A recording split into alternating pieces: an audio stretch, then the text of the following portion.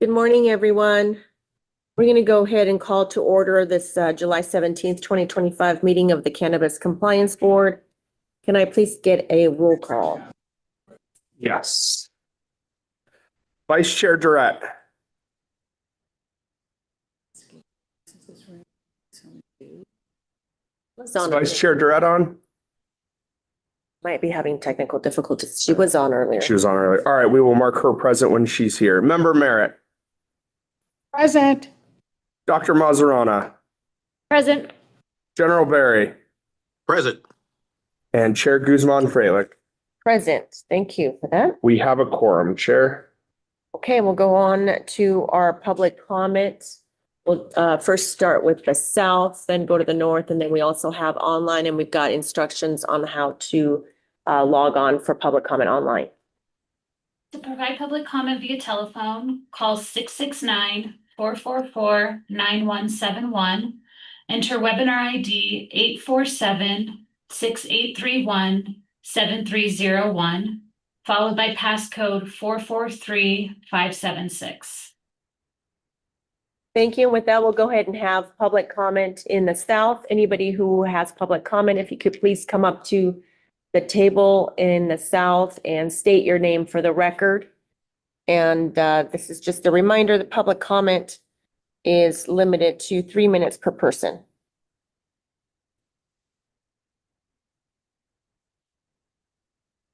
Figured I was going to be the first person. How's it going? My name is Ron Baker.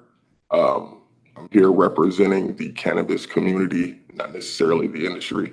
I've reached out to you guys maybe the past 3 years on trying to collaborate or trying to, bring innovative ideas to the industry, and pretty much have been left with silence or just kind of pushed to the side. More recently, I've tried to reach out to the cannabis or the social equity liaison. I'm not too sure who that was, but in my opinion, everything kind of went to shit since Aisha Goins left. I see some of the representatives in the back. Frank Hawkins is here. My mistake. It just seems like this industry is going nowhere. I see that it took us about maybe a little close to 6 years to try to get these consumption lounges up and going, and silently, nobody really talked about it, but the first one that opened up is now closed. Nobody really is. The residents really don't care about going to a consumption lounge and smoking weed. That's not really one of our things. I've been on the street talking to the people for the last 70 days, and the people want something different. I've tried to bring cannabis cooking classes to you guys. I partnered with the Las Vegas NAACP on this, reached out to you guys, reached out to other license holders. Nobody really cared. So I'm like, what are you guys really representing? These dispensaries are losing money. People want cheaper weed. Nobody is paying $60 for an eighth no more. People go into a dispensary and want to pay $20 for an eighth. So where's the money going? I just seen today that 700 million has been going to the education since 2018. Where? I don't see you guys in the community at all. I'm in Northtown, I'm in Henderson, I'm in West Vegas, I'm in East Vegas. I don't see you guys anywhere.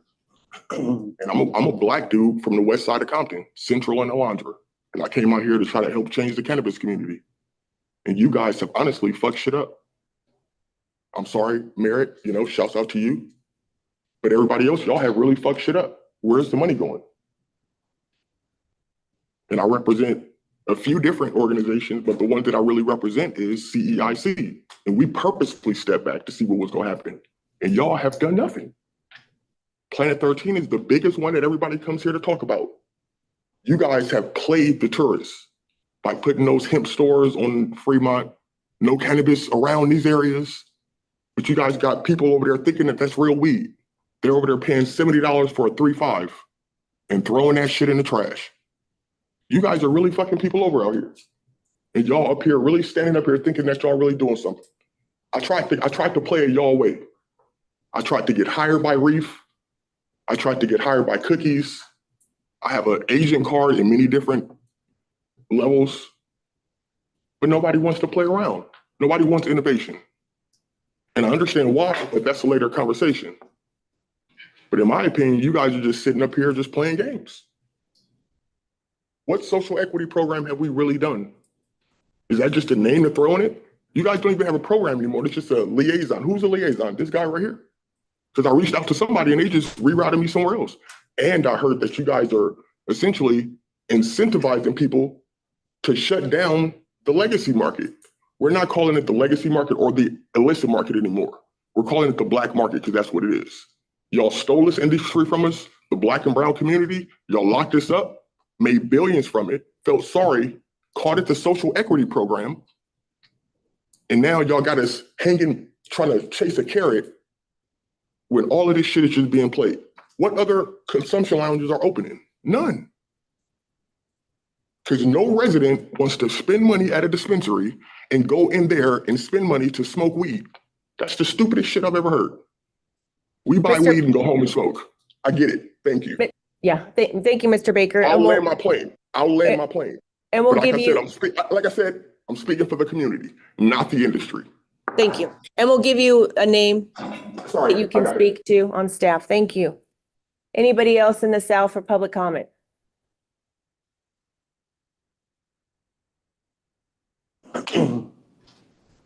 Chair, it doesn't appear there's additional public comment in the South. Okay, thank you. We'll go to the North. There doesn't appear to be public comment in the North. And we'll go for public comment online. Anyone who wants public comment can call in. If you wish to provide public comment, dial *9 to raise your hand if joining by phone, or click the raise hand icon if joining via Zoom. There is no one online wishing to provide public comment. Thank you. And with that, we'll go ahead and go on to item number 2 on our agenda. This is the consent agenda. These items on the consent agenda are subject to a single collective motion unless one of our board members pulls one of the items out. We've got 2 items, and under the second item, we've got 2 separate items. So my only comment would be on item B. This is a consideration of approval to extend final inspection deadlines. We have to extend them to December 1st, 2025. I would propose in the motion that and we might want to take separate motions first on item A and then item B, because item B, I propose that we go to July 1st, 2026. And that way we have a full year of extensions if everybody's amenable to that. That's my proposal.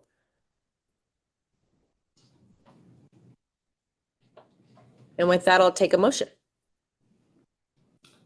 Member Merritt, for the record, I move that we approve item number 2 consent agenda with A as read, and of course the changes to item B.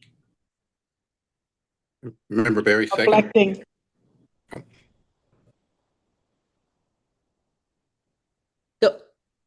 Is that the motion? Yes, I was only going to state that the changes in item B would be from deadline December 1st, 2025 to July 1st of 2026. Excellent. We have a first And Member Berry, second. and a second. Any discussion on the motion? Hearing none, all those in favor say aye. Aye. Aye. Any opposed? Motion carries. Thank you for that. Item number 3.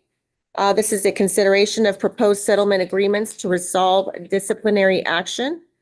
And we've got 2 items under this agenda item. If we could have a presentation, please.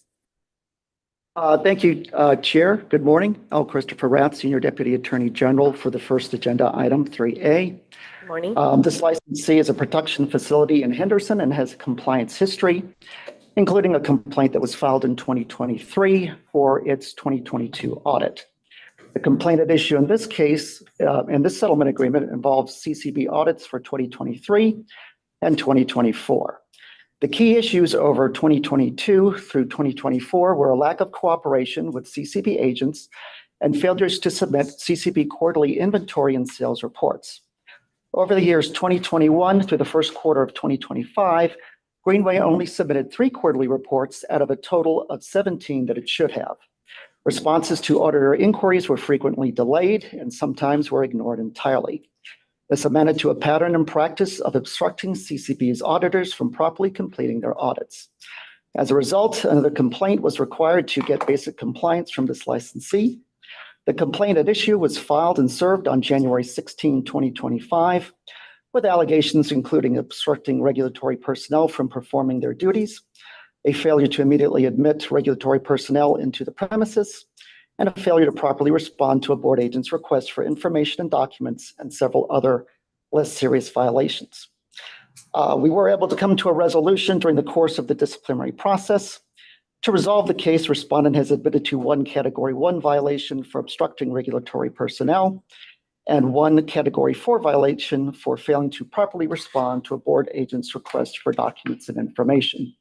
Respondent also agreed to pay an $18,000 civil penalty, which may be paid over a 12-month payment plan, which amounts to about $1,500 per month. In addition, respondent's license shall be suspended for 7 days.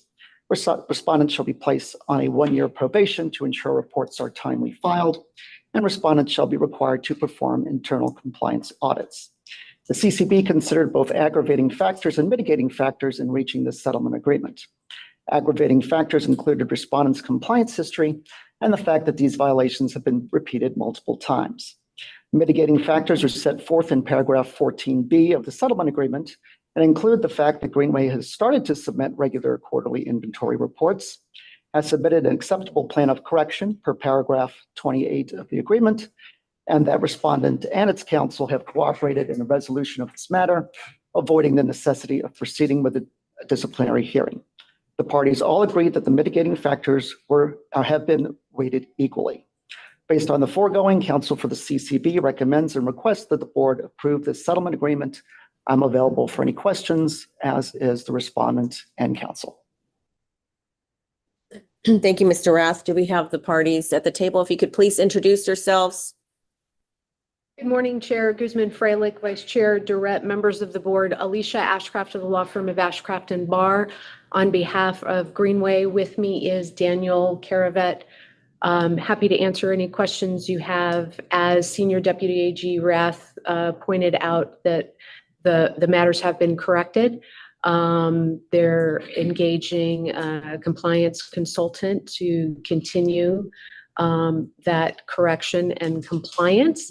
And we agree with the settlement amount and stipulated violations. Again, happy to answer any questions you have. And I want to thank Mr. Rath for his cooperation in working this out. And thanks so much.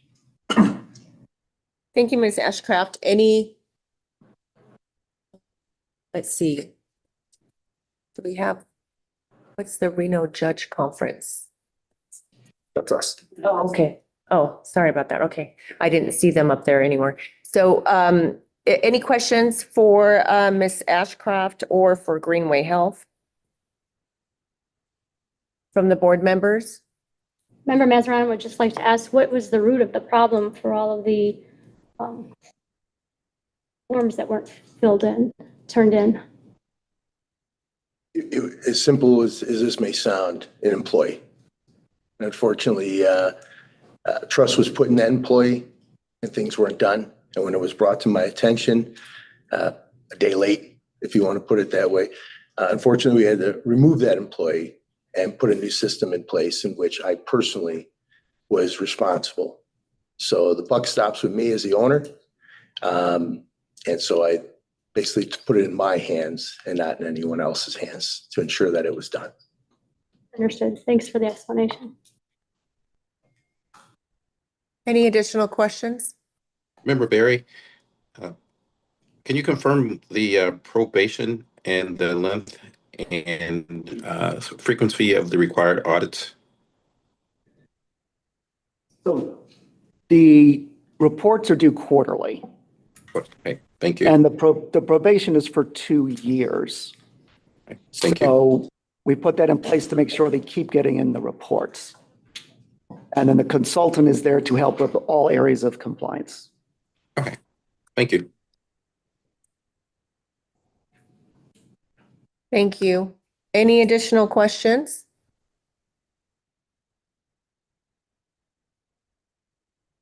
Doesn't seem like there's any additional questions. Thank you both for your presentation. Thank you, Mr. Rath. Thank you for cooperating in this settlement agreement. And it's definitely, I believe that it's a fair settlement agreement and something that you can definitely comply with. So thank you for that. And like you said, the buck stops with you as the owner. And so we will move forward with deliberation and a vote at this point, unless you have any additional questions or concerns or comments.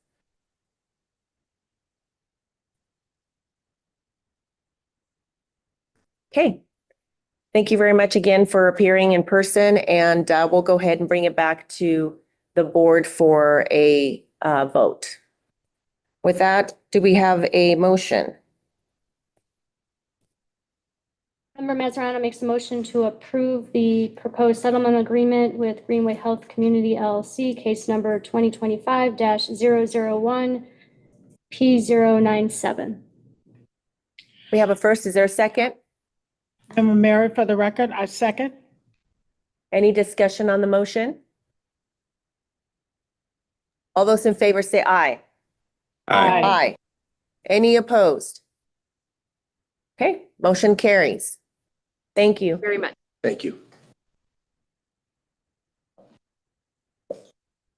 Okay, and we'll go ahead and we'll go on to item B on this agenda.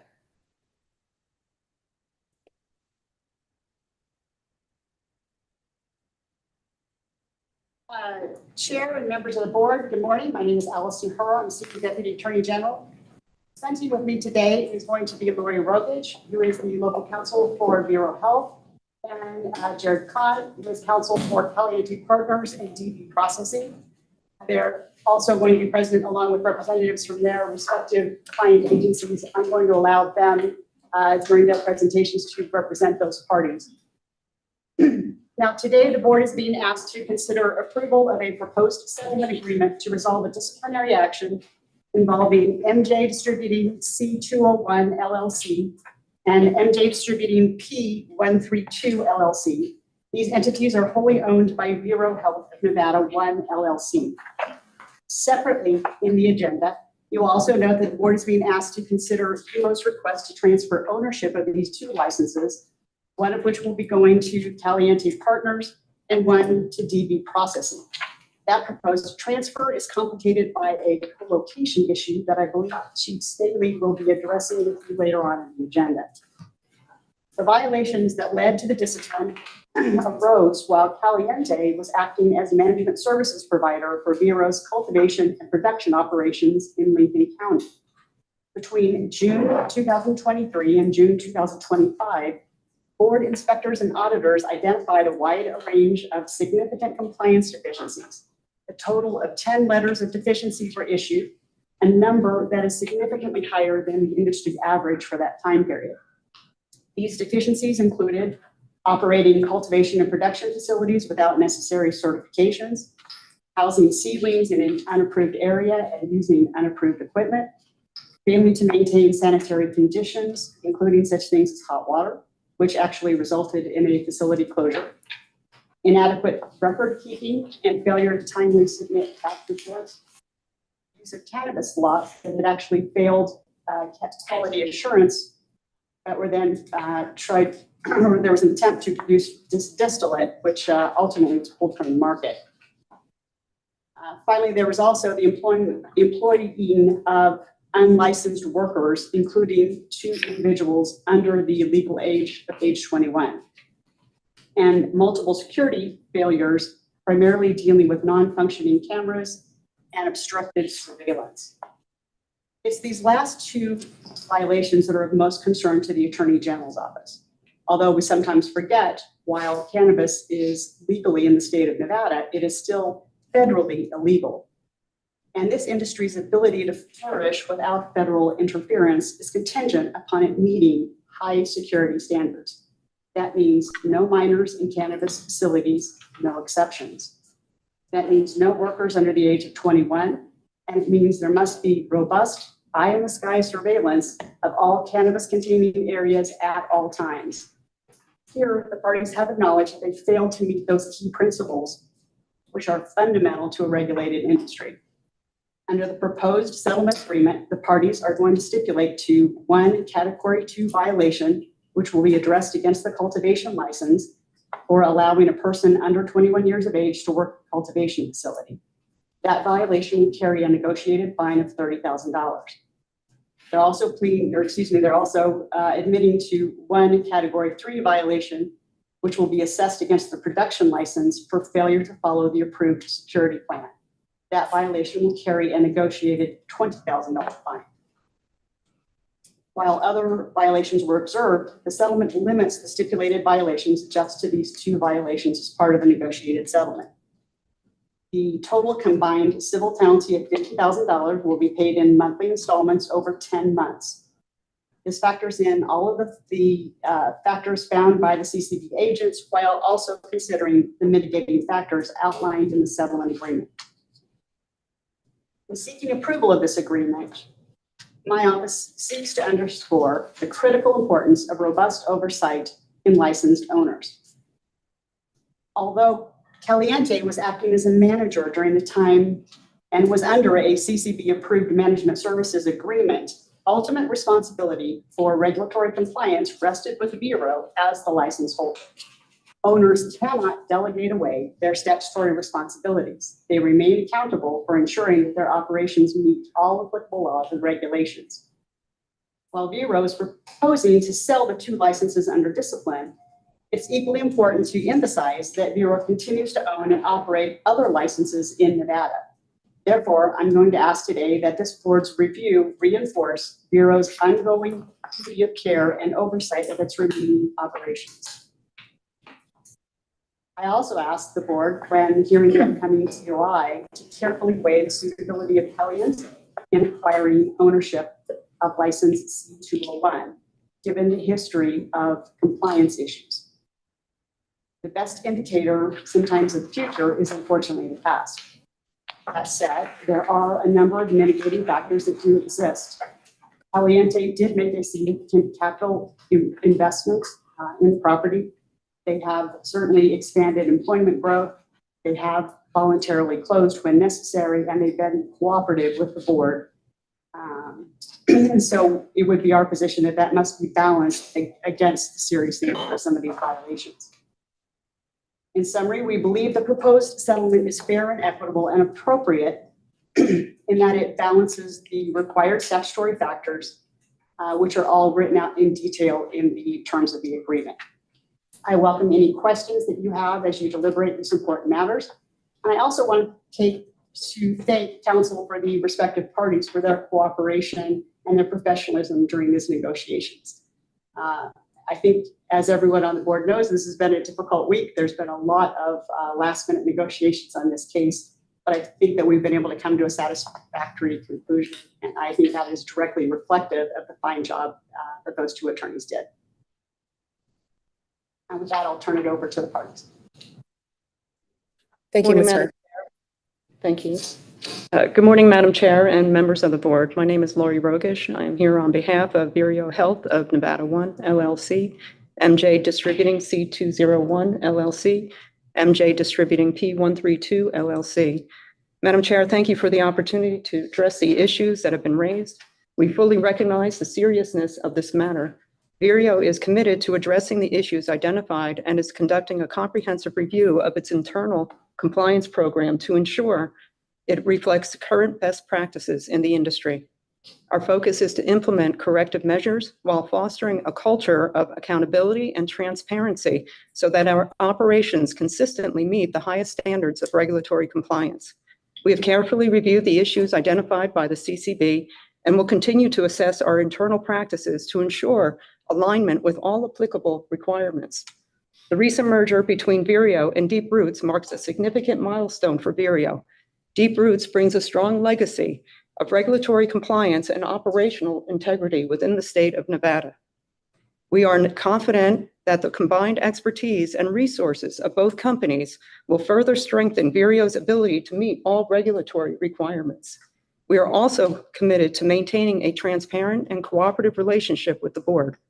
We appreciate the constructive engagement and professionalism of Senior Deputy Attorney General Allison Herr and the CCB. With me today, I'd like to introduce Tyson McDonald. Mr. McDonald is the Chief Financial Officer for Vireo Health. Participating by Zoom is John Mazarakis. Mr. Mazarakis is the Chief Executive Officer for Vireo Health. Also with us by Zoom is Amber Shimpa. Ms. Shimpa is President of Vireo Health. And with that, I'd hand it off to Barry Kahn. Thank you, Lori. Madam Chair, members of the board, thank you for giving us the opportunity today. Thank you, Ms. Herr, again, also for all of the work on this. Jared Kahn on behalf of Caliente Partners Group and DB Processing, that is also the prospective purchaser of the processing license here. We're here to come here hat in hand. We understand that there have been some violations, that there have been some problems at the facility. Now, without making excuses or anything of that nature, we want to kind of give you guys an understanding of what this facility really entails. And we put together some videos. I'm not sure if they're not available. That's okay. So the facility, when Caliente Partners Group took over, was basically just raw land, dirt, with a building there.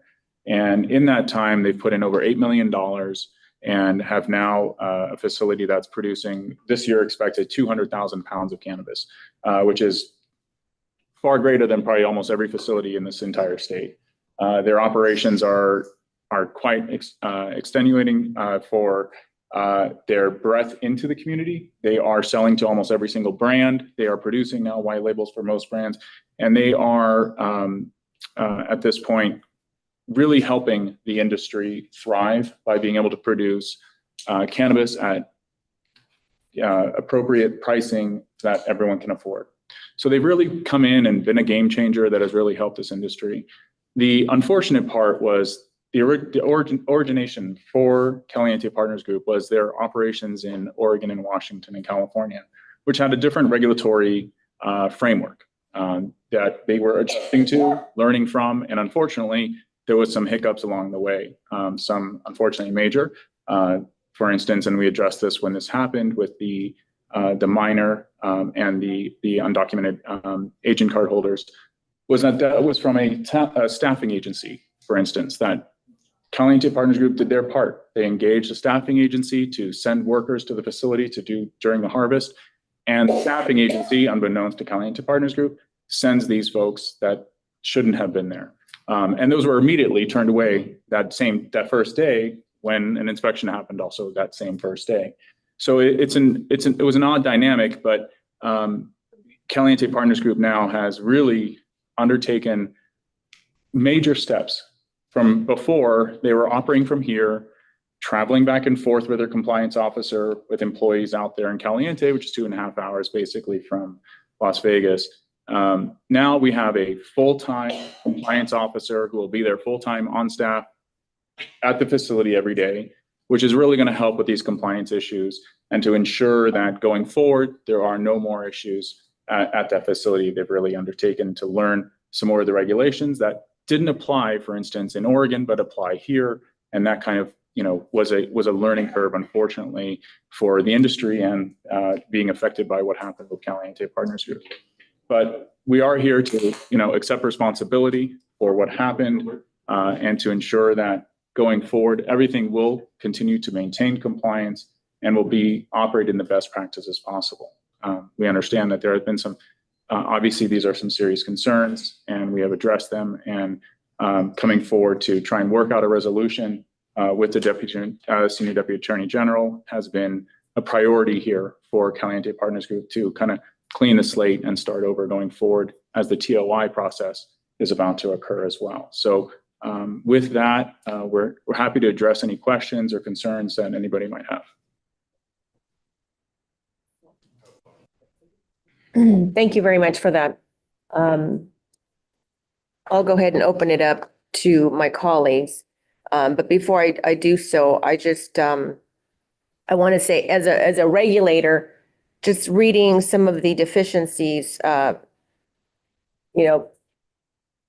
guess to I don't know how to put it other than it sets my hair on fire, because these are some serious deficiencies.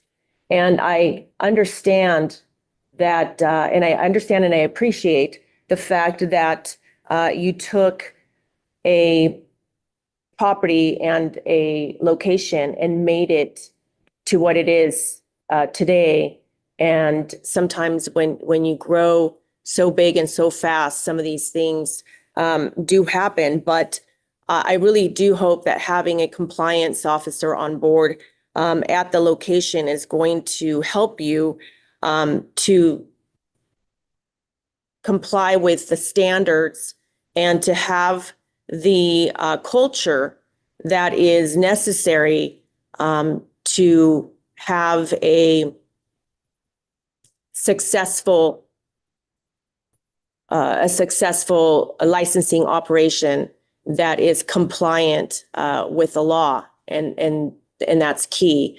And I really do have some serious concerns, and what you said does ease my concerns a little bit, but I'm still very concerned about, I hope that you have your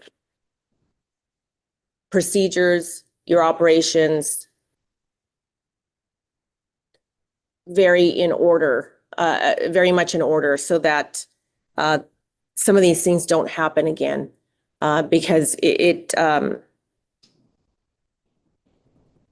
very concerning, to say the least. And but I do appreciate you working with staff and working with the Attorney General's office.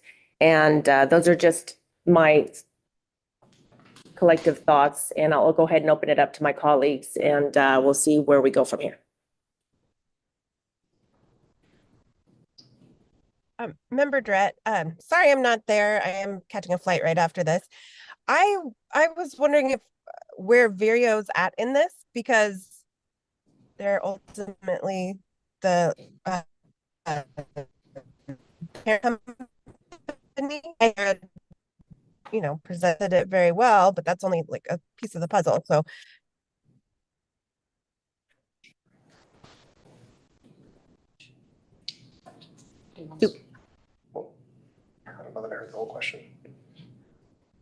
Do we have somebody from Vireo that is that can speak on Member Durrett's question as to, and if you can clarify what your question is, Member Durrett, as far as I guess where's the disconnect between them and the licenses that are under them?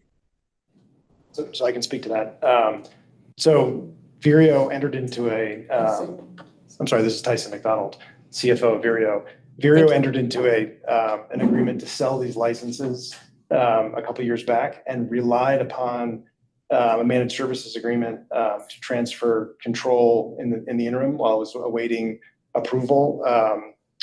And I think incorrectly, I think as was pointed out in the as this was presented in terms of the settlement agreement, incorrectly did not have the level of audit requirements built into that agreement to make sure that they were retaining responsibility, providing oversight.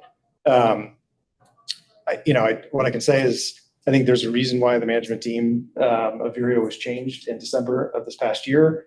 And we certainly don't walk away from owning those mistakes. We inherit all of the mistakes, but it certainly does give us, it's really not reflective of how we operate our businesses in a regulated environment. And I would say it certainly would give us pause about, considering the use of such an agreement in the future in terms of conducting a sale of a license, which is really what again, I think the deficiency on Vireo's part is not including an appropriate level of contractual oversight on the licenses during the period between entering into that agreement and the eventual transfer of the licenses to the buyers. Member Drett, that's helpful, because Deep Roots has always been considered a leader. I think I can't speak for everybody, but I know many people view Deep Roots as a leader in compliance and development, and Vireo needs to be that. because you own many licenses. So knowing mistakes were made, changes happened, this won't happen again is very important and helpful. I would also want to know that we are going to check back in at some point.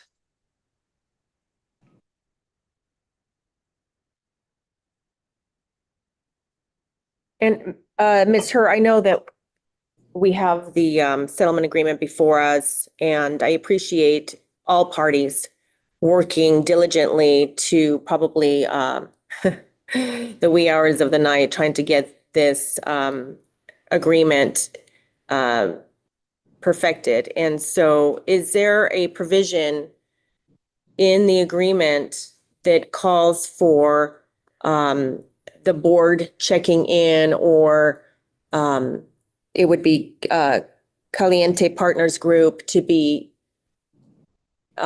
submitting some kind of progress reports or anything like that, so that we don't just enter into this agreement, they pay, their fines, and then, we kind of not check back in for a while, and I'm sure that's not the case, but I want to put this on the record, and I want to just hear from you as well as from Caliente Partners with regard to what does the process look like from this point forward? Alice, can we have, they're having a real problem hearing you in Carson City. I'm sorry. I apologize. You're a long way from the mic. And sorry, guys, this is not helped by the fact that I am trying not to cough on everyone, so I do apologize for the interruptions. The terms of the settlement agreement do not include those terms, although that is something that we commonly add. This settlement is a little bit unusual because it's also happening in the midst of a sale. And so technically, our responsible parties in this case are Vireo.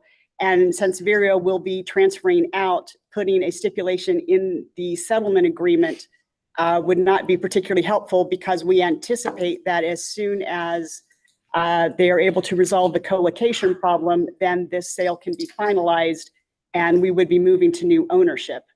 However, that said, you can expect that there would be a somewhat higher level of scrutiny with Caliente, because we have moved within, and I believe Kara is here, although I'm putting her a bit on the spot, but we have moved to a more,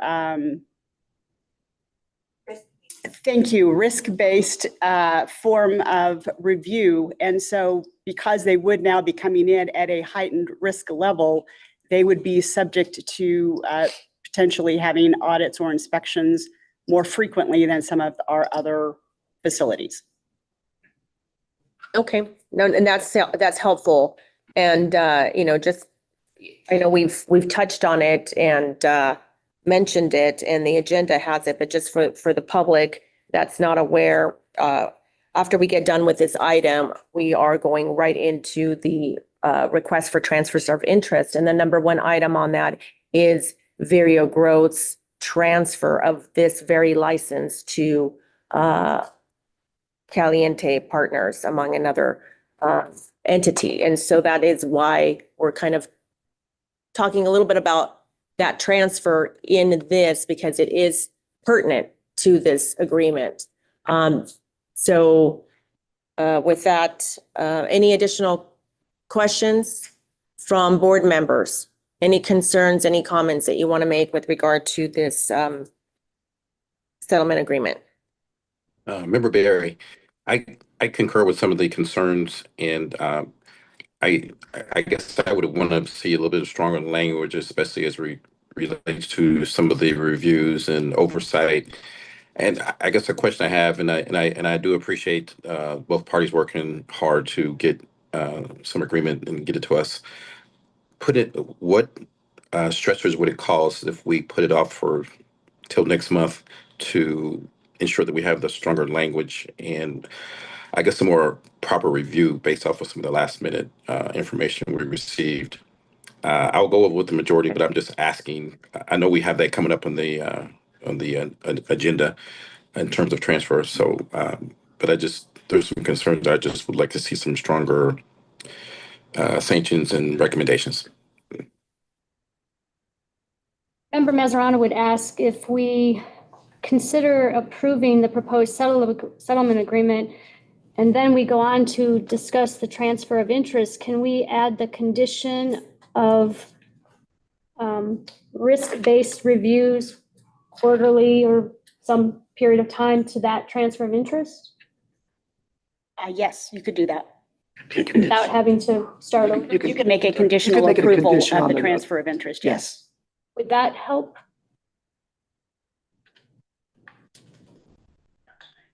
That would help me. Yes. So, And this is- and we'll talk about the conditions, any conditions that we might consider at the next item. But for now, we're just talking about the settlement agreement that we have before us. And then we'll make a decision on this agreement, and then we'll go on to the next one. So there are no conditions on this actual agreement, but I'm sorry, I cut somebody off. Oh, sorry, that's okay, Madam Chair and the rest of the board members. This is Jared Kahn again for Caliente Partners Group and DB Processing. I was just going to volunteer the same thing as Chair Mazzarano said. We could apply some of those conditions into the TOI approval process because I think it is appropriate there for the licensee at that point to have those built-in audits going forward. Caliente Partners Group is here to say they actually welcome this going forward. They want to be compliant. They want to have these audits and they want to show off this facility. They welcome all the chair members and the board members, to come and actually visit this facility. It's quite impressive, and to show that they're going to be compliant going forward. So we're fine with that then going into the TOI process as a condition. Okay. Any additional comments, concerns from the board members? Member Dret, I have a question. I should have asked this, should have asked council this before or after the meeting, but I'm just wondering, technically, legally, structurally, the parties for the settlement agreement, why is Vireo not a party to the settlement agreement? Vireo is a party to the settlement agreement. It's written in the name of MJ Holdings because that's the license holder. They are the owners of MJ Holdings. And so you'll see, I believe it's in paragraph 3 of the settlement agreement. It indicates that Vireo is the sole owner of MJ Holdings. So they may not be named in the caption, but they are held as the respondent in the action. May I just correct the record with all due respect? It's MJ Distributing. Oh, I apologize. Did I just called it Holdings? Yes. I'm confusing it. Right, and it's also in the caption of the settlement agreement collectively. Yeah, collectively owned by Vireo Health of Nevada One LLC. Thank you. Yep. And I believe the signature page too. Yep. Yeah, and also Vireo Health is signing the settlement agreement. So if you look at page 18 of the settlement agreement, it's a signature line for Vireo Health. Sorry, yeah, I'm looking at it now. Sorry, we got it pretty late yesterday. Thank you. Any additional questions from board members? If not, any additional comments from the parties?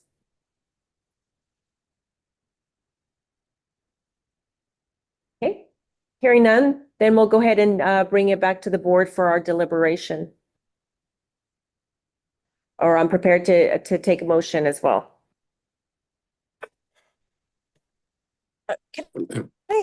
Member Dret, I just wanted to weigh in on one more thing. I don't like to see penalties or discipline ramped up. So I'm okay with I'm putting out there where I'm at. I'm okay with the current settlement agreement. I was just thinking I would like to see them come back in like 6 months and get a status and, staff report on whether there's any outstanding investigation or SODs. I don't know. For me personally, I don't necessarily want to add anything to the settlement agreement other than maybe like a check-in in 6 months, but I'm also open to what the other board members. And I would also like to see and it can just be from the AG's office, from staff, with regard to maybe in a 6-month period, just an update so that we can see how that's going. And we can certainly put this on the board agenda in 6 months to just give you a review and an update. That would be And great. Chair David Staley for the record, depending on how the board determines the direction of the TOI, that may be a condition that would functionally be better as a condition to a potential approval of the TOI. Perfect. Okay. With that, is there a motion? Member Barry will offer a motion to approve the proposed settlement agreement for Vero Growth Inc. and Caliente Partners Group LLC and DB Processing LLC, C201, P132, and to approve. Is there a second? Member Member Dret. Mazarano seconds that. Thank you. We've got a second. Any discussion on the motion? Hearing none, all those in favor say aye. Aye. Any opposed? Great, motion carries. And we'll move on to part 2 of this. This is the request for transfer of interest. Chief Staley, will you be doing a presentation on this? Yes, ma'am, I will. Thank you. Ready for me to start? Yes, please. Chair Guzman-Freilich, members of the board, for the record, I'm David Staley, Division Chief of Investigations for the CCB. I'm here to present agenda item number 3, which consists of 6 transfers of interest or TOI applications. Item A are TOI applications by Vireo Growth Inc. TOIs number 22-00042, 42A, and 24-00026 were filed requesting approval for Caliente Partners Group LLC to purchase Vireo's cultivation license C201 and for DB Processing LLC to purchase Vireo's production license P132.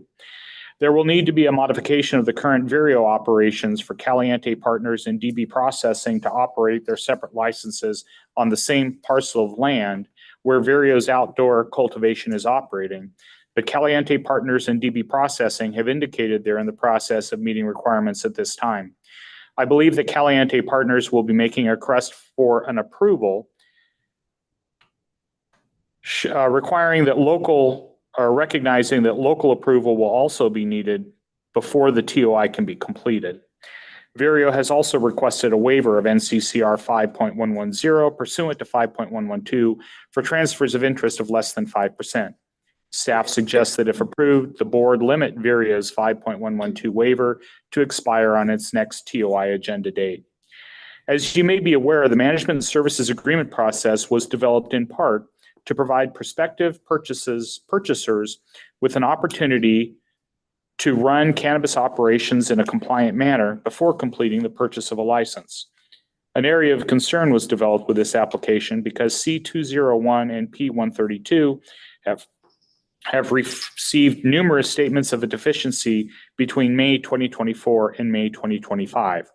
At its February 2023 board meeting, the board reviewed a management services agreement between Vireo and Caliente Partners, which provided for Caliente Partners to operate both C201 and P132. All of the SODs are related to Caliente Partners' operations of Vireo licenses, and now Caliente Partners is requesting approval to purchase C201. DB Processing was not involved in any of these SODs.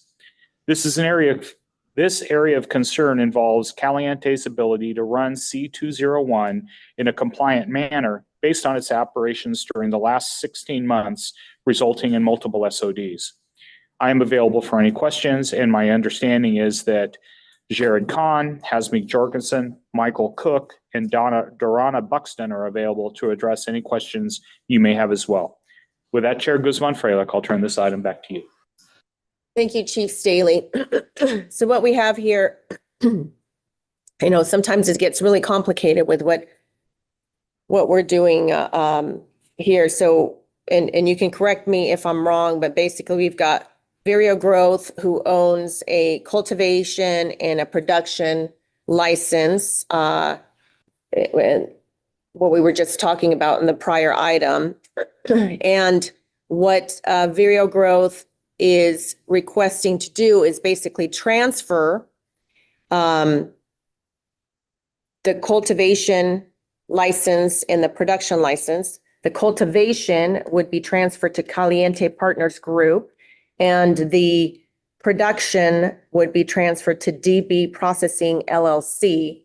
And the tough part is that they're co-located on the same piece of land, and that adds another layer here, because what we will have to do is, if we're going to approve these transfers, then we have to do a conditional license that they have to somehow separate these two, the co-location, so that the local government is able to approve it. And the local government will not approve it until we approve it, right? So it's kind of like a catch-22 or. Yeah, for the first step. Okay, so with that, unless I misstated, and correct me if I'm wrong, but I think that's what's going on right here. And part of that concern is that Caliente Partners Group, who was managing the operations, was deficient in some of its actions, and that's what we just got done doing with the settlement agreement.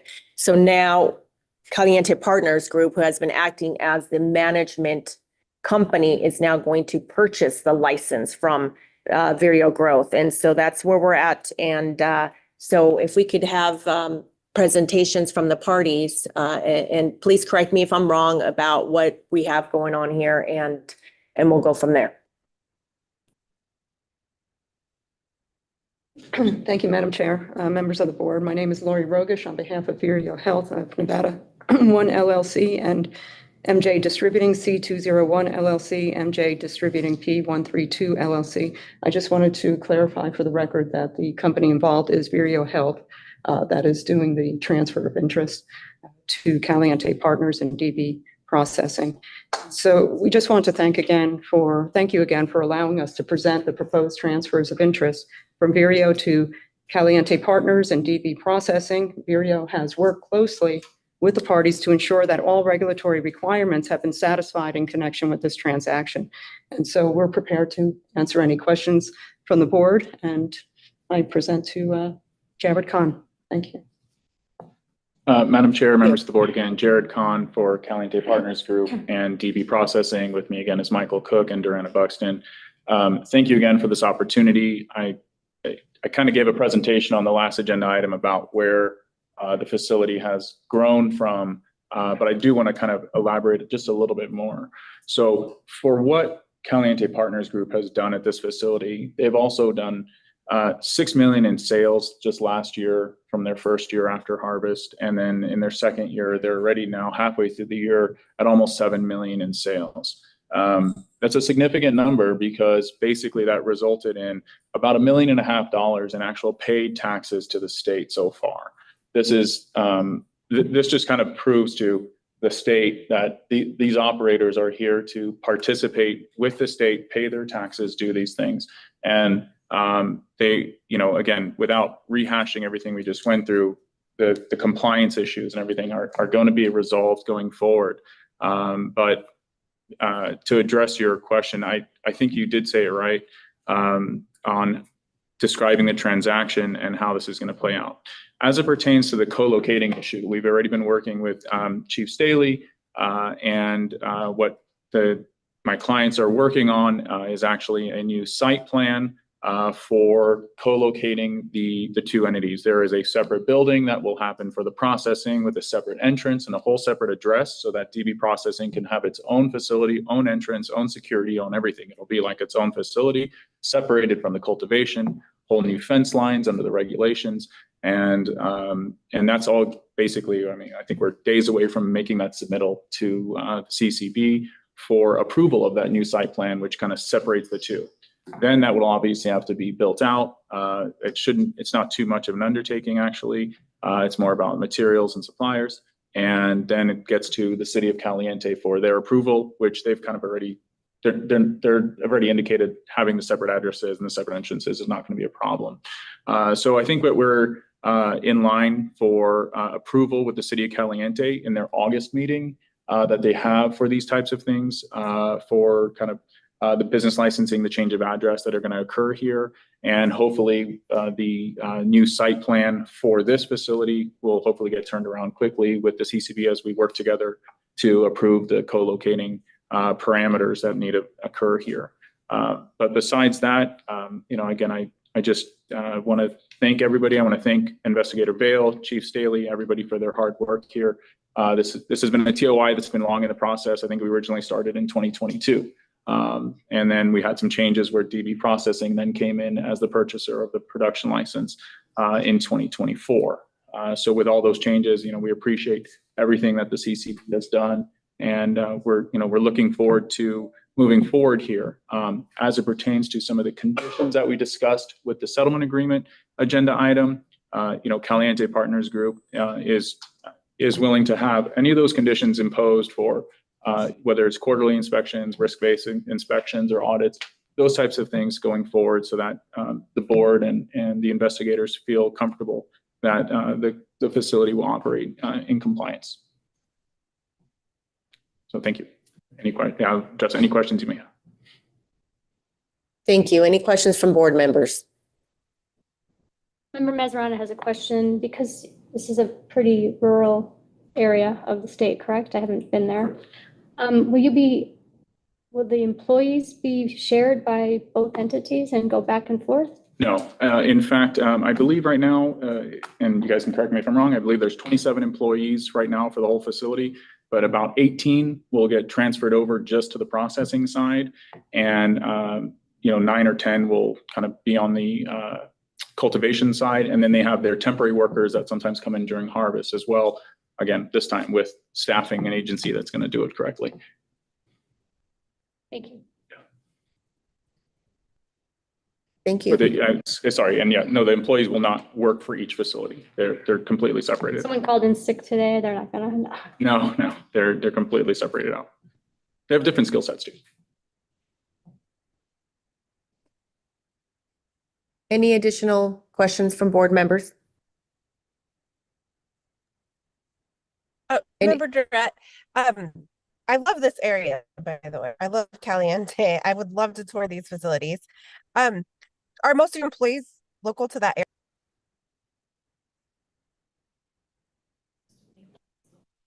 area? Yeah, some of them are local to the city. Some have been relocated from Las Vegas to move out there to work there for this facility, for both sides of the facility, cultivation and production. If I can interject just real quickly, we are, to the best of my knowledge, we're now the largest employer of Caliente. We are the largest taxpayer of Caliente, which, by the way, if none of you have ever been there, it's a beautiful, beautiful place. I encourage you guys, I think we couldn't make our presentation today of the magnitude of what we're doing. And I think that is very important for all to see. So I think our attorney is going to send that to everybody to where it's quite a sight. It's nothing like Nevada has seen. And I encourage at least one of the members of this board to make that jaunt up there. It's a day trip, but I think it would be worthwhile to understand what we're doing here. And just for the record, that was Michael Cook. I'm sorry, Caliente Partners Group. Yep. Thank you for that. Okay. Road trip. All right, with that. Beautiful quaint town. I think all of our Nevada rural counties are definitely very fun, very interesting, and lovely people for sure. Anyway, we'll go ahead and. Can I ask one more question? Sorry. Yes, please. So there's also another large facility out there, right? The Clover Creek Organics. Is that a complete? I mean, Caliente's. So, Member Director, I can address that. Member Director Jared Kahn for the record. Clover Creek Organics, I believe, has kind of shut down their operations currently, and I think they're in the process of trying to sell it. Thank you. Sorry, that was not your issue to have to answer, but I would love to come out there sometime. Thank you. Yeah, sure. With that, I'll go ahead and bring it back to the board. Any additional comments, concerns? Motion? And I know we've got a couple of conditions on this. Primarily the oversight condition, and I don't know if we want to make that a condition with regard to, I know Member Mazzarana, you mentioned that you wanted staff to put it at a high risk for audit review. And also there's a conditional license or condition with regard to separating the buildings from the presentation. I understand that's underway and you're going to be going before the local government next month, and that should be approved. So, so with those two conditions, I'll go ahead and take a vote. I mean, I'll take a motion from you. Member Mazzarano will try to make the motion. I would like to make a motion to approve the transfer of interests of Vireo Growth, Inc., C201, P132, 132, TOIs number 2200042, 2200042A, and 2400026. Transferring license C201 to Caliente Partners Group LLC and P132 to DB Processing LLC with some additional requirements. Number one would be risk-based reviews quarterly or even more often if needed. And number two, that the facilities are able to separate as we have previously discussed with no merging of the staff or the operations. Member Merritt, for the record, I will second that motion with the conditions. And before we go on to a vote, I just wanted to ask, DB Processing LLC, did we hear from DB Processing? They may just be wanting to keep a low profile. You know, and I'll introduce you one second.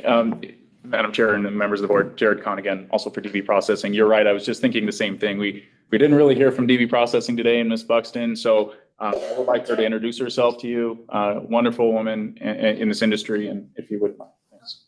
I'll make it short and sweet. Durana Buxton, DB Processing history. Had a cultivation facility. I still currently have a cultivation in Medford, Oregon. And I have a solventless extraction facility in Phoenix. So that is my background. I've been a resident of Nevada for 22 years, and I'm excited to finally have something hopefully approved for home. Great. Okay. Well, thank you. And I appreciate you being there. And I'm glad. I always feel bad if somebody made the trip and they don't get to tell about the wonderful things they're doing or how excited they are about transactions. So I appreciate that. With that, we have a motion. We have a second. Any discussion on the motion? Hearing none. All those in favor say aye. Aye. Aye. Any opposed? Okay. No opposition. Motion carries. Thank you. Thank you. Thank you all. Members of the board. All right, good luck. Okay, and with that, we go on to item B on the request for transfer agenda item. Chief Staley. Chair Guzman Freilich, members of the board, for the record, I'm David Staley, Division Chief of Investigations. Item B is a TOI application by Strive Wellness of Nevada LLC. TOI number 24001 was filed requesting approval for Strive to sell its cultivation license C206 and production license P131 to East Betty, Nevada and East Betty NV OpCo LLC, a subsidiary of PMGHC LLC. PMG is a multi-state cannabis operator with subsidiaries in Arizona, Michigan, and California, and the purchase of Strive's cultivation and production licenses will be PMG's entrance to the Nevada market. PMG has also requested a waiver of NCCR 5.110 pursuant to 5.112 for transfers of less than 5%. Staff suggests that if approved, the board limit PMG's 5.112 waiver to expire on its next TOI agenda date. An area of interest was developed during this application because it appears that the Strive licenses were purchased by Item 9 Labs Corp. During 2018 through 2020.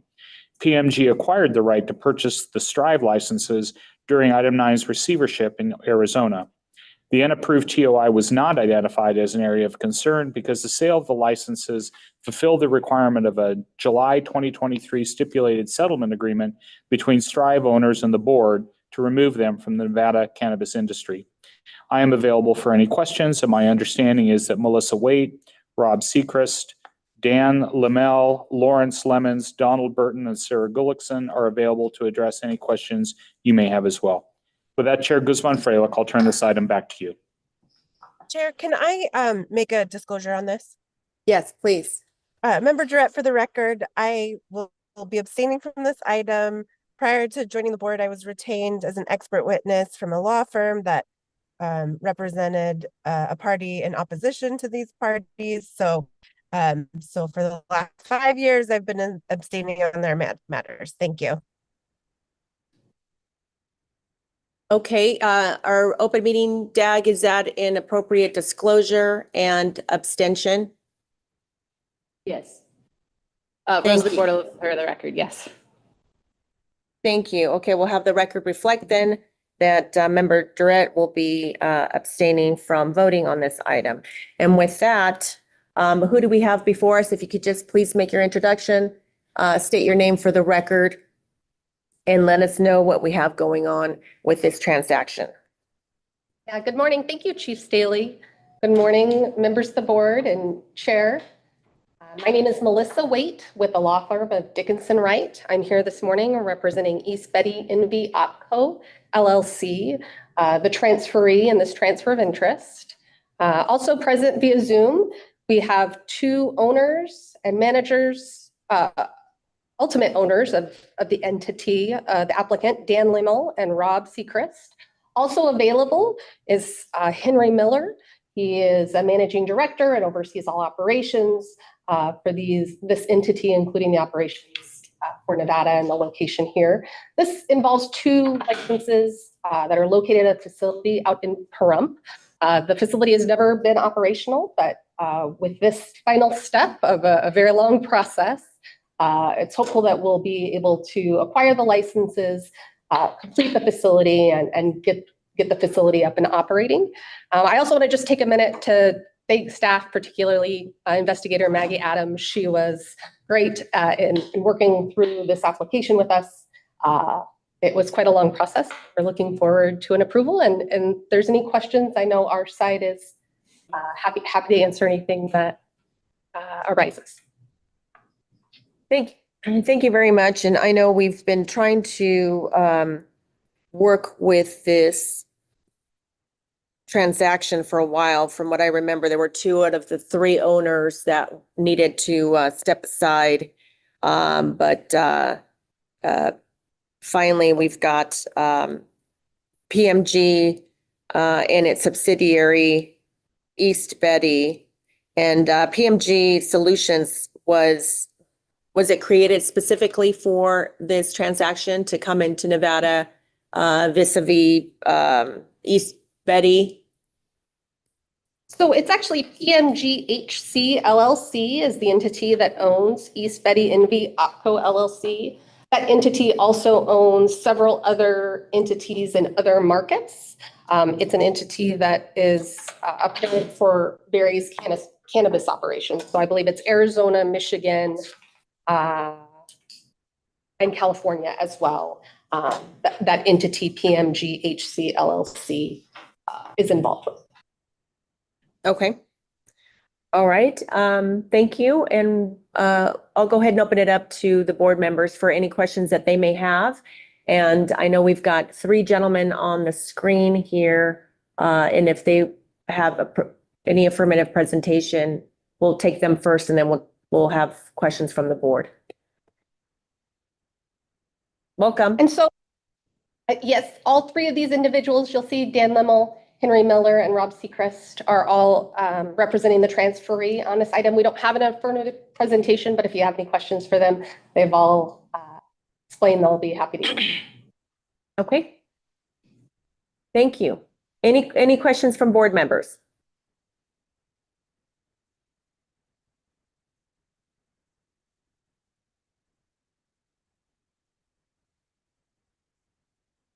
We don't have any questions from board members. Okay, well, that's good. That's a good sign. Any comments? Any comments from your clients? This is Donald Burton representing Strive Wellness. Hi there. Hello. Welcome. Thank you for being present with us. I appreciate that.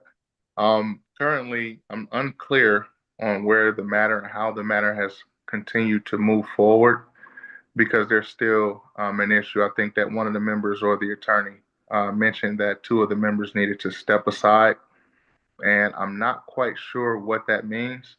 I know that I've been in contact with the CCB in regards to this potential TOI being transferred the way that it's being transferred, and I believe that the initial obligation was never satisfied, which would at that point eliminate an opportunity for the new entity to come on without having the satisfy what was actually supposed to happen prior to the license being transferred. I spoke with their attorney at great length, and again, nothing was ever resolved except for the current litigation that we have, begun to file against the item 9 entity itself. And so for us to be at this point, at this moment, it needs to be put on record that not as an owner, current owner of the Strive Wellness original license and the original license holder who was approved and awarded this license in Nevada, we signed an agreement with the CCB that required for us to either surrender the license or for us to transfer the license to someone else. This is not the entity that we agreed to transfer the license over to. So as an individual who was involved with the original process and again went through the whole steps of trying to get this done, I believe that we at least at very minimum deserve an opportunity to learn from the individuals who you're getting ready to transfer this license to, what their intention is and how they plan to move forward. My role is not to try to stop this at all. I would just ask that it be tabled until the next meeting and then voted on and approved, if so, at that moment. But currently, I still feel as though we've been pushed into a situation that was not done the way that was needed to be done. It was also done under duress. So at this moment, I would like to just make a note of that and have that placed on record from my perspective. But I'm also open to having a conversation with the new team at very minimum, just to see what's going on. But I was against the transfer at the time. I'm currently still against the transfer right now. And I just wanted to make sure that is noted and on the record. Sir, and are you one of the 3 owners? Yes, I'm the original owner of the license as well as the point of contact for the license as well. Chair Guzman Freilich. Yes. David Staley, for the record, I would note that these 2 licenses were determined to be owned by item 9, and pursuant to the receivership action in Arizona, the rights to purchase were provided to PMG by the receivership court in Arizona, which I believe indicates that the receivership court recognizes that Strive Wellness either owned or had the right to purchase the licenses, which were then assigned to PMG. So we are here based on the actions of the receivership court, which had reviewed all the ownership information and everything.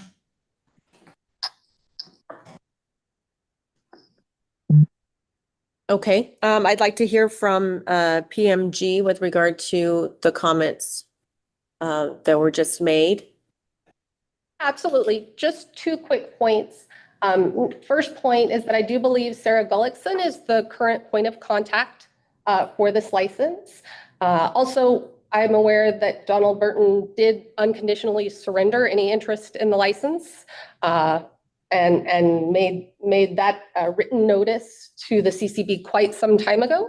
I think the final point is that the transfer of interest application was amended and it was signed by the other 2 owners. I don't believe Mr. Burton's signature or cooperation is required. In fact, to the contrary, based on his agreement with the board, he was obligated to dispose of his interest. I think we met all requirements and we would request the transfer of interest move forward today. Is Ms. Bullockson the receiver? No, she was one of the original 3 owners. Oh.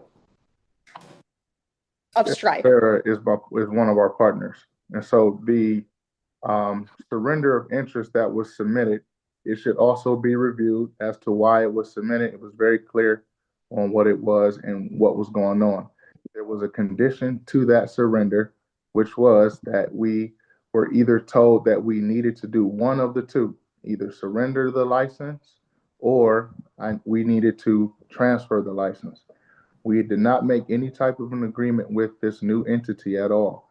The interest that we had given to, that we agreed to work with item 9 on, that company went bankrupt and was not able to fulfill all of the requirements that would have initially made that transaction go through.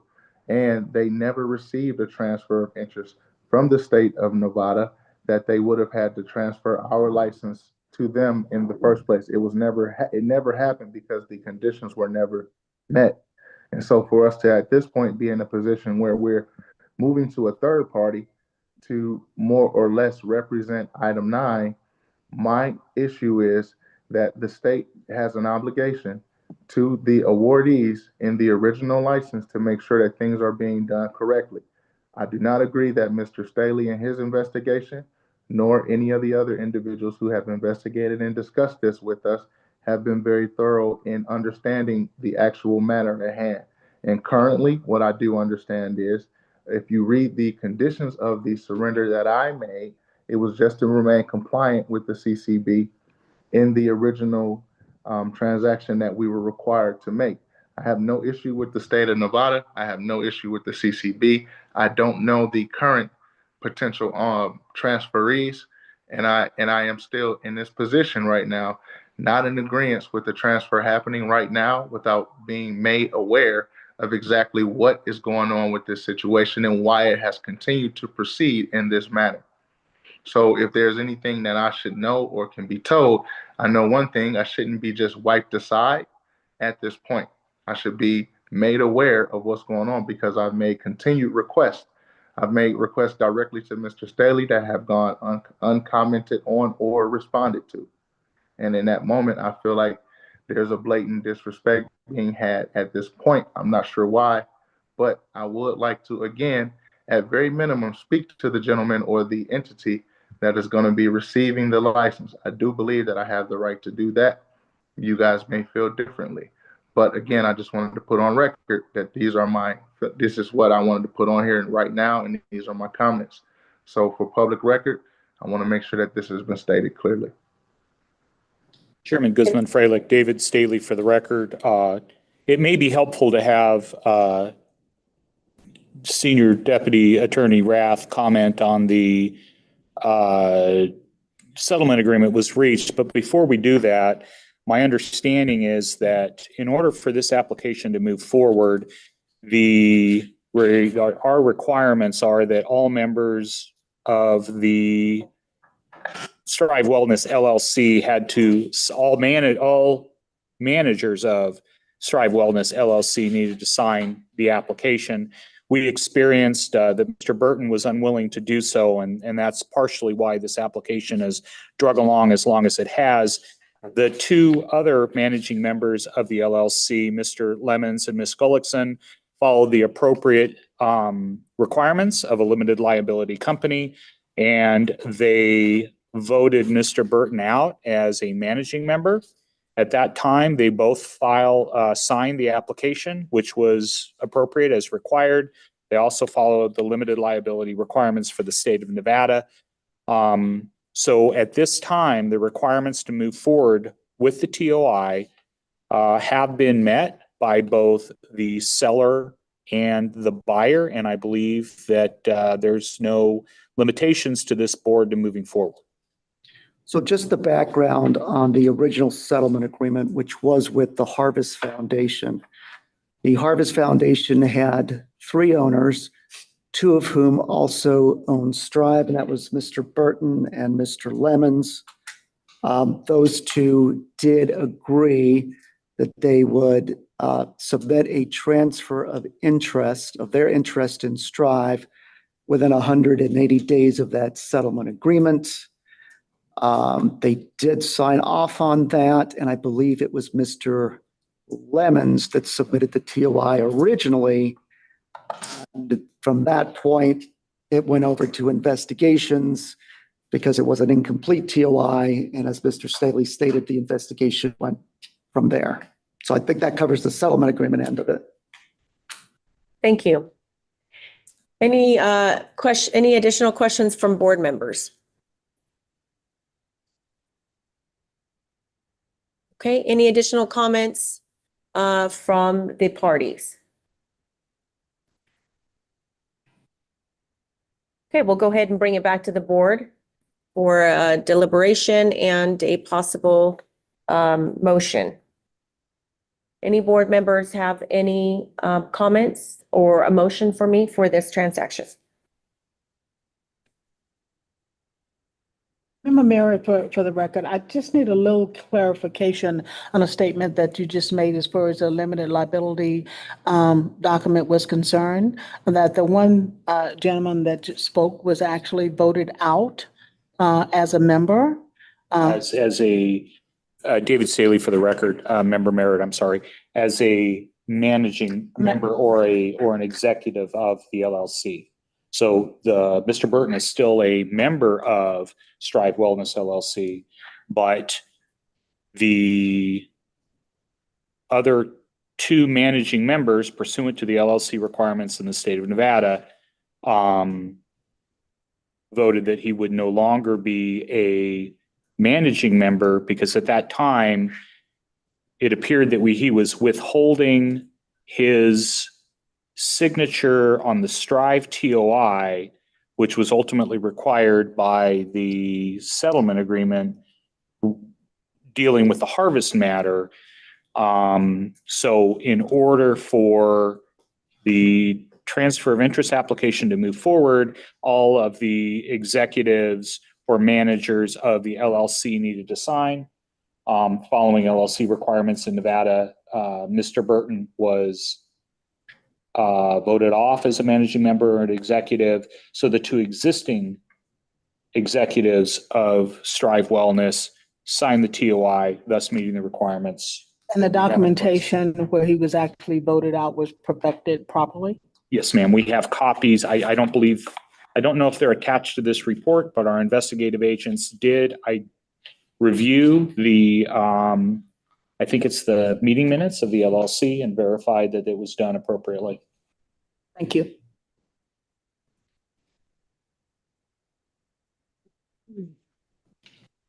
Any additional questions? Yeah, I'd like to respond to that comment. Sir, we're already with the board with regard to we're deliberating at this minute.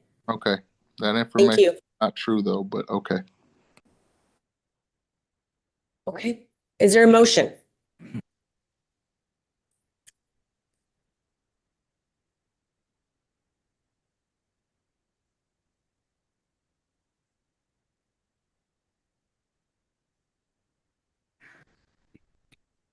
Any motion from from the board members?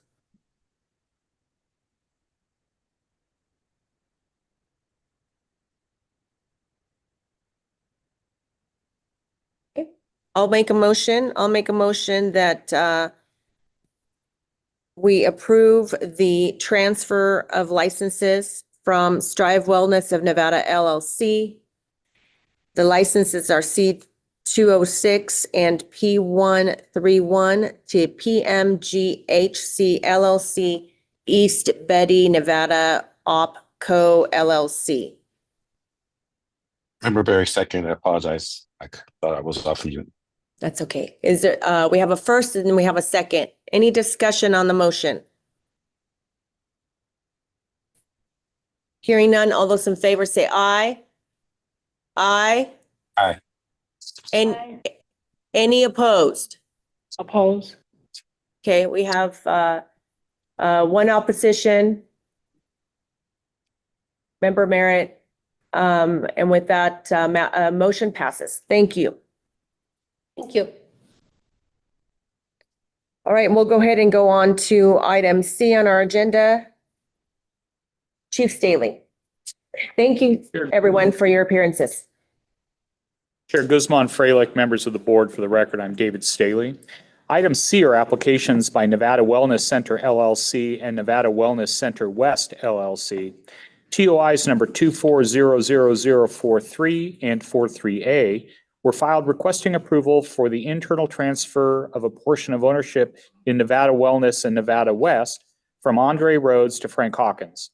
Nevada Wellness and Nevada West have also requested a waiver of NCCR 5.110 pursuant to 5.112 for transfers of less than 5%. Staff suggests that if approved, the board limit Nevada Wellness and Nevada West 5.112 waiver to expire at their next TOI agenda date. No areas of concern were developed in connection with this investigation. I am available for any questions, and my understanding is that Frank Hawkins and Andre Rhodes are available to address any questions you may have as well. With that, Chair Guzman Freilich, I will turn this item back to you. Madam Chair, Member Merritt, for the record, I would like to disclose that Mr. Hawkins is a client of the financial institution that I am employed by.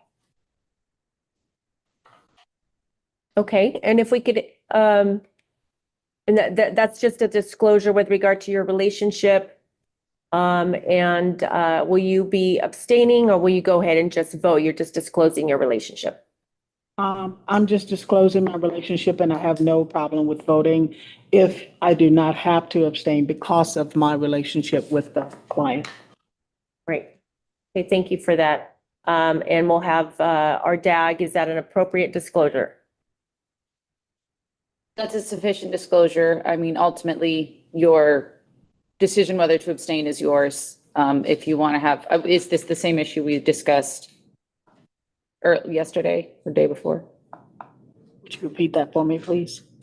Ultimately, Chair, Member Merritt, it's up to you. But she was asking if that was the same issue Yes. you discussed yesterday. Yes, it is.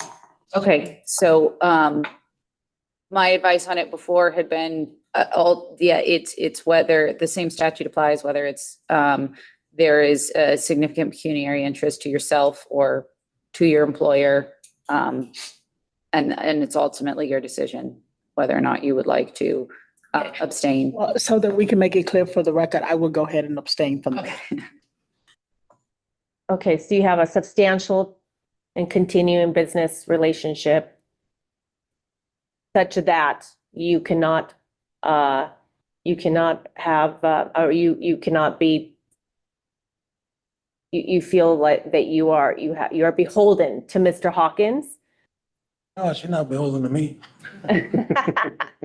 Okay, I just want to make sure that the record's clear. I mean, ultimately, yes, it is your decision, but, and I didn't mean to try to force that. I just wanted to make sure that we have it clear on the record that you have a disclosure and you were either abstaining or not abstaining, but you are abstaining or you're not abstaining? I am abstaining from the vote. And Rosalie Bordelot, for the record, that also reduces the number of votes required. So you're treated now as a smaller body under the ethics law.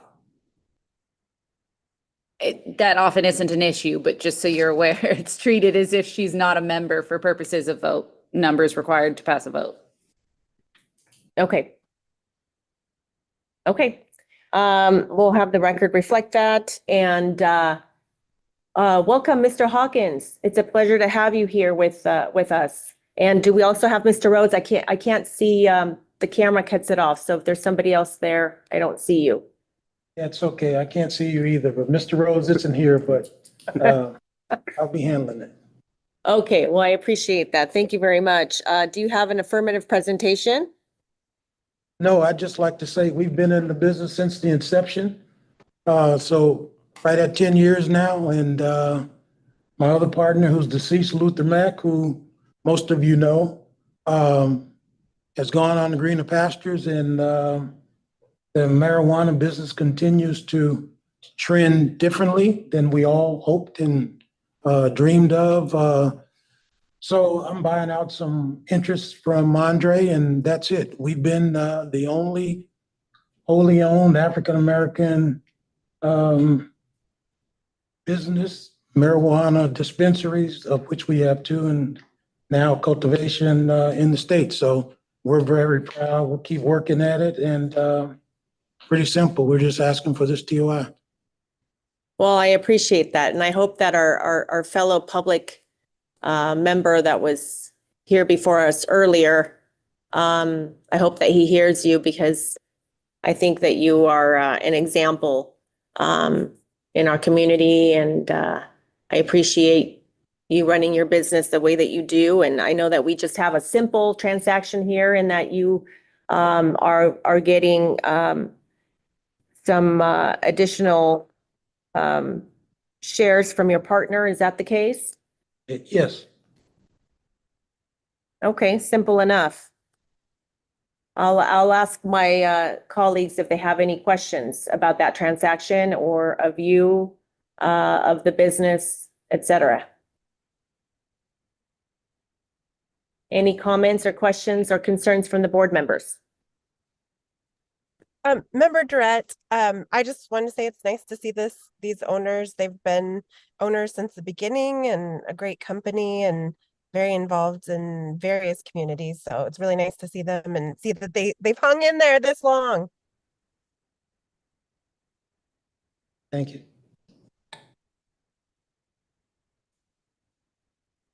Okay, any additional comments, questions, concerns? No, this may be the only time that no one asks you about football. Yeah. You know what's amazing? That was a long time ago, and people still talk about it like it was yesterday. People love the game. That's true. And they love you. Well, All right. appreciate that. Well, with that, then I'll go ahead and take a motion. Member Mazzarano makes a motion to approve the transfer of interest of Nevada Wellness Center LLC D009 and Nevada Wellness Center West LLC RD 505, transfer of interest number 2400043 and number 2400043A for proposed internal ownership restructuring as discussed. Member Barry, second. We have a first and we have a second. Any discussion on the motion? Member Mazzarano, 1 second. We need to add in that if approved, the board limits Nevada Wellness and Nevada West 5.112 waiver to expire on their next TOI agenda date. Member Barry? Second. Okay, we have a first amended and a second. Is there any discussion on the motion? Hearing none, all those in favor say aye. Aye. Aye. Aye. Any opposed? And we have 1 abstention. Motion carries. Thank you very much. Thank you for being with us today. Thank you, and I'd like to thank staff and Dave Staley and Director Home and all the rest of the staff for all the great work they do. Thank you. Appreciate the comments. Chair Guzman-Freilich, this is David Staley again. I'd like to take things off script last two TOI applications for Vireo Growth and PMG also requested waivers of 5.110 pursuant to 5.112, and I think we inadvertently missed those. So I'd like to see if we can amend those approvals to include language regarding the waiver that perhaps Member Mazzarana can read into the record. I'm going to have to ask legal about that. How do we go back to an item that we've already voted on, amend our motion to add language, or do we just do a cleanup item at another agenda item? I mean, at another agenda meeting, such as, I think we're doing that on agenda item E this time around. Rosalie Bordelov for the record. Either would be permissible. We're still in the same meeting here. You can reopen the agenda item. Just the change has to be voted as a majority vote. Or if you'd prefer, you could do it at a later meeting. Either's permissible since this is something that wasn't a settlement agreement or requiring approval by, requiring agreement by the other side. This is an order of the board. It's up to your discretion. Okay, we can go, we can do it today, then we'll hold off on item D. We'll reopen item A to take a vote on the waivers, which is a housekeeping item, but it should have been included in the motion. Yes, Chair Guzman Freilich, David Staley again. I believe we'd have to open both item A and item B individually to amend the prior board approvals.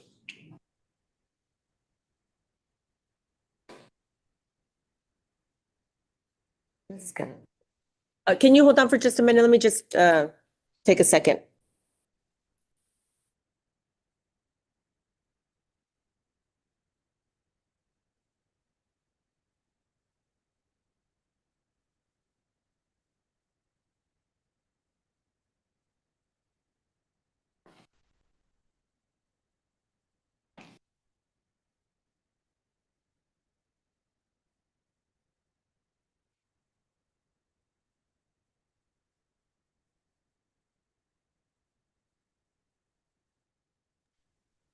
Okay, then we will go ahead and we're going to reopen. First, we'll have to reopen item A and do the motion again. I wish we had a court reporter that we can read it back exactly how it was read. With the waiver, and then B with a waiver. And then C, we had the waiver. So just A and B, we'll reopen it one at a time, and then we'll vote for the waivers, and then we'll go back to item D when we're done. Is that appropriate? Yes, Rosalie Bordelov for the record. What I was just going to say is I don't think you need to restate the original motion since you have that in the record and we have an audio recording, so somebody will be able to go back. The new motion would simply be adding this waiver to the action you took earlier. Oh, perfect. Okay, a motion to add the waiver to the motion, and then anybody can make that motion. Okay, that's cleaner. Perfect. Okay, we'll go ahead and reopen item A. I'll take a motion. Member Mazzarano would like to make a motion to add the stipulation that Vireo's 5112 waiver will expire on its next TOI agenda date. Vireo's request for to approve the waiver of 5.110 pursuant to 5.112, and that it will expire the next agenda date. Does that make sense? Okay. Member Mazzarano would like to make a motion that Vireo has requested a waiver of NCCR 5.110 pursuant to 5.112. And as we have approved this, the board would limit Vireo's 5.112 waiver to expire on its next TOI agenda date. We have a motion. Is there a second? Member Barry, No, second. Mayor, for the record, I'll second. Okay, we got a couple of seconds. Any discussion on the motion? All those in favor say aye. Aye. Aye. Motion carries. Okay, and then, motion passes. Now we'll go on to item B. Do we have a motion for item B with regard to the waiver?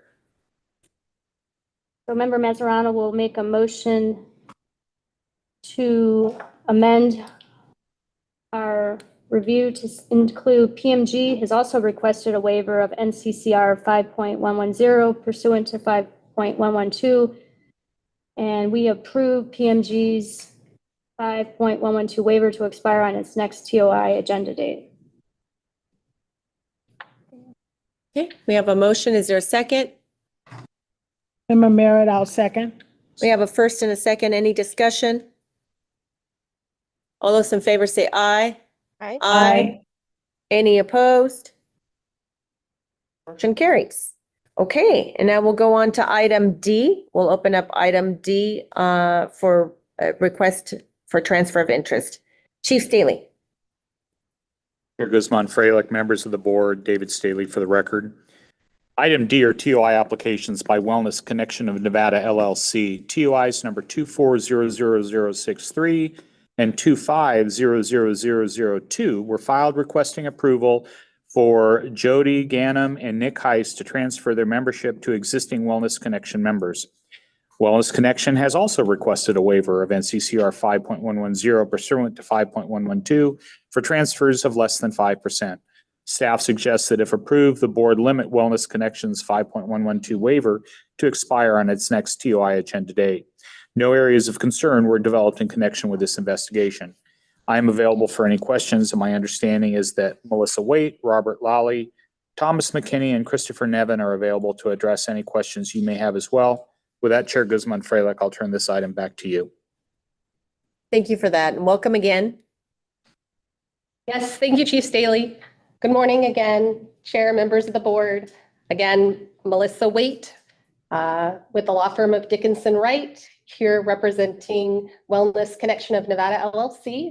Also on the line, we have Robert Lally, who is the largest shareholder, also a manager of the entity. Again, this is just a transfer, internal transfer among existing owners, and we respectfully request approval and would be happy to answer any questions you have. Thank you very much. Do we have any questions from the board members?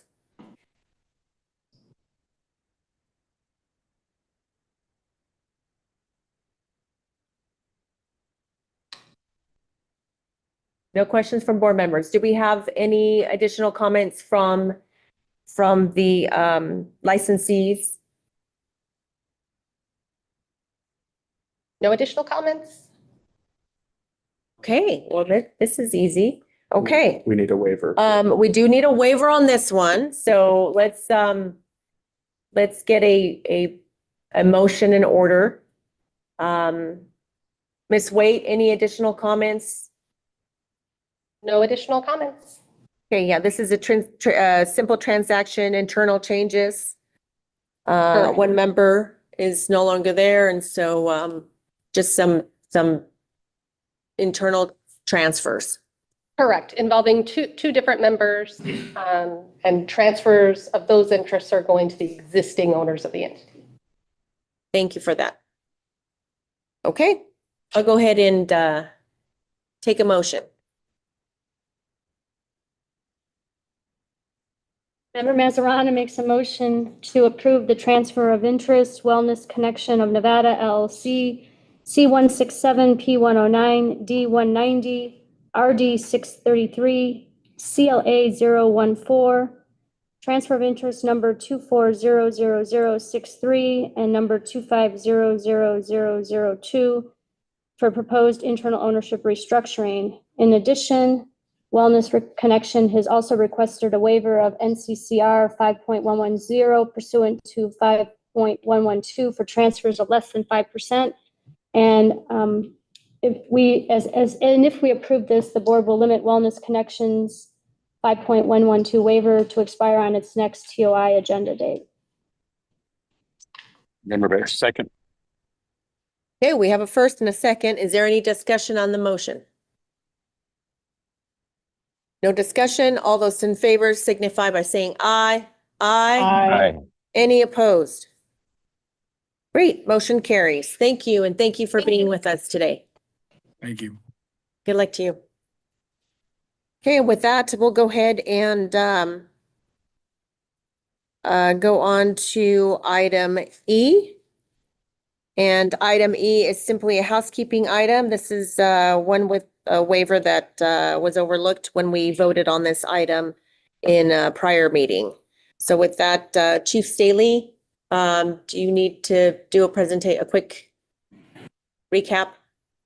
Chair Guzman Freilich, David Staley for the record. Keeping with our theme of 5.110 waivers, item E is an addendum to a TOI application by Nabisix LLC, TOI number 2500006, requesting for Nabisix and 800 Stillwell LLC to exchange distribution licenses in Reno and Sparks, was approved by the board at its March 20th, 2025 meeting.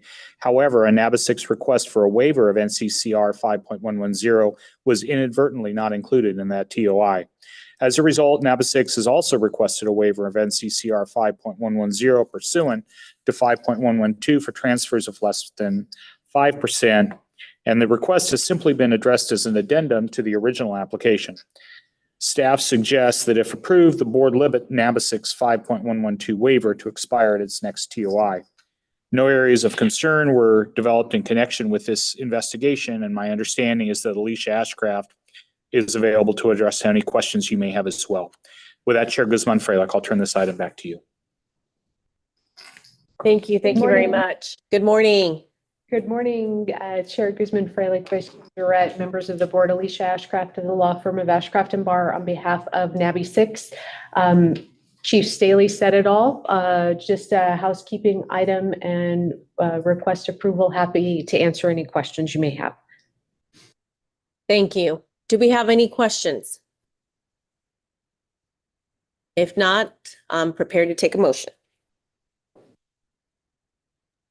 Member Masrana makes a motion to approve the Nabisix request to a waiver of NCCR 5.110 pursuant to 5.112 for transfer of less than 5%. And we will limit Nabisix 5.112 waiver to expire on its next TOI agenda date. And first, is there a second? Member Barry, second. Okay, we have a couple of seconds. Any discussion on the motion? All those in favor say aye. Aye. Any opposed? Okay, motion carries. Thank you. Thank you for returning for Thank you this very much. item. Thank you. Okay, and with that, we are done with our, not our agenda items, but the business of the board. And now we go on to item 5 on our agenda. This is the briefing from the chair and executive director.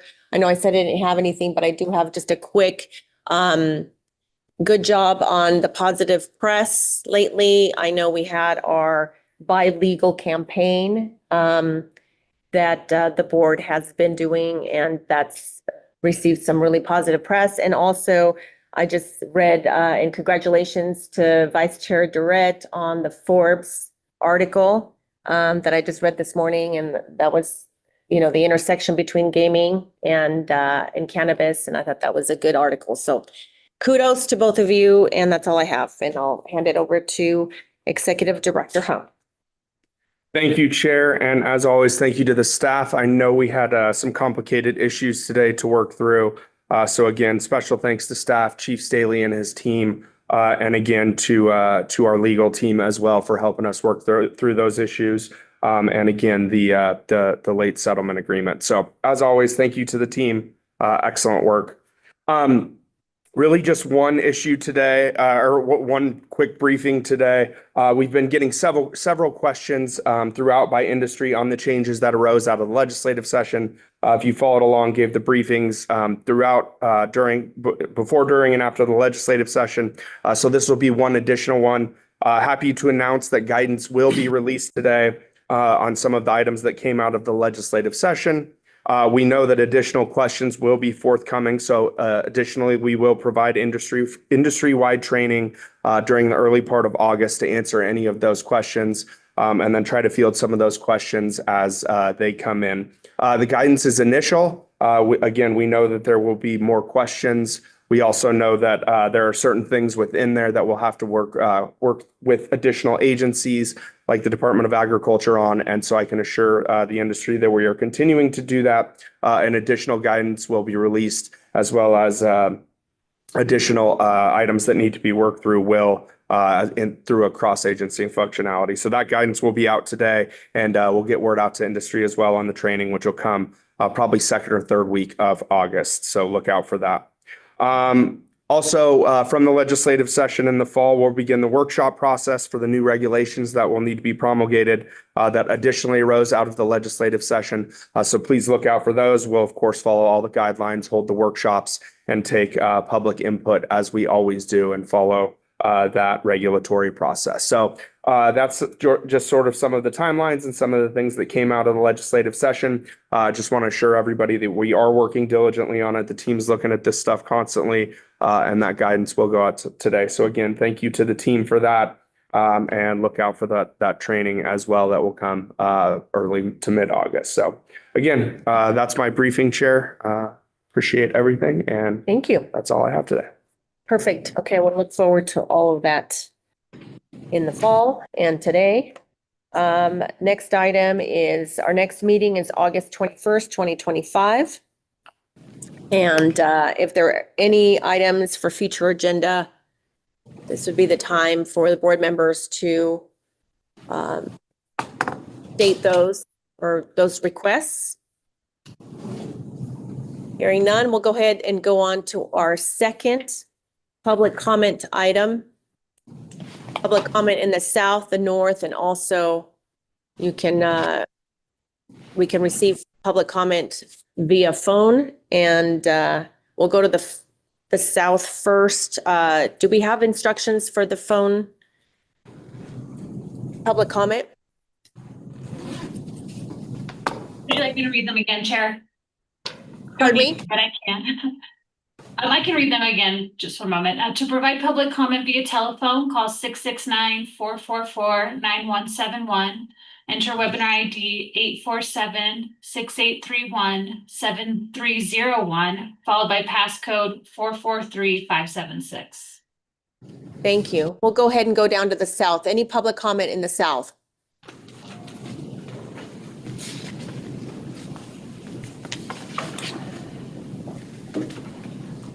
All right, I guess I'm here again.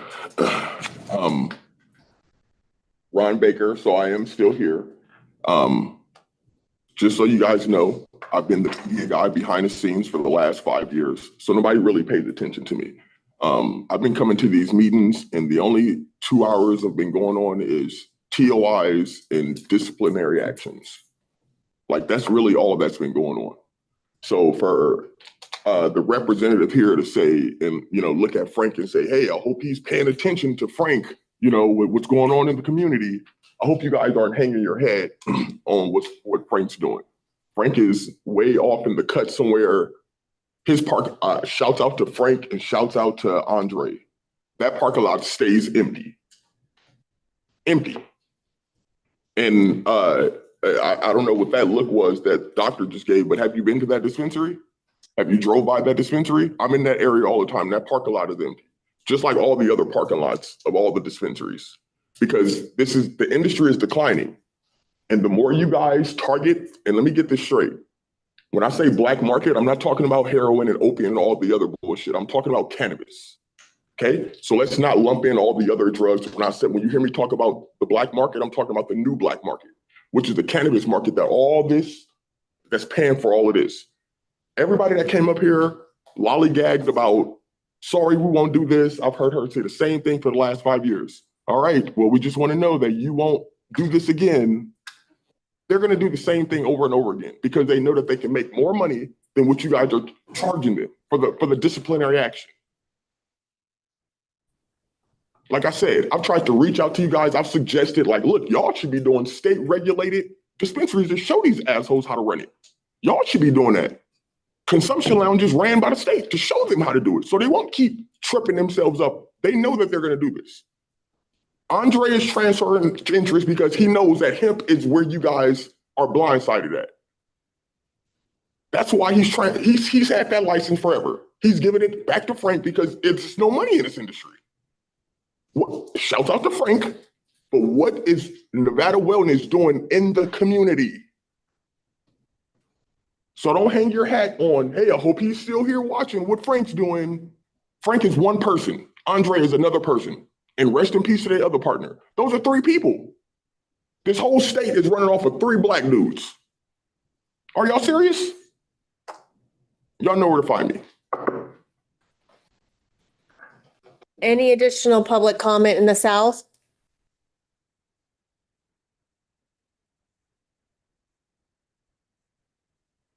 I don't see anybody coming to the table, so we'll go ahead and go to the North. Any public comment in the North? No public comment in the North. Is there public comment online? There's no one online to provide comment. Thank you. And with that, we'll go ahead and adjourn our July board meeting and we'll see you next month. Thank you, everybody. Thank you, everybody. Maybe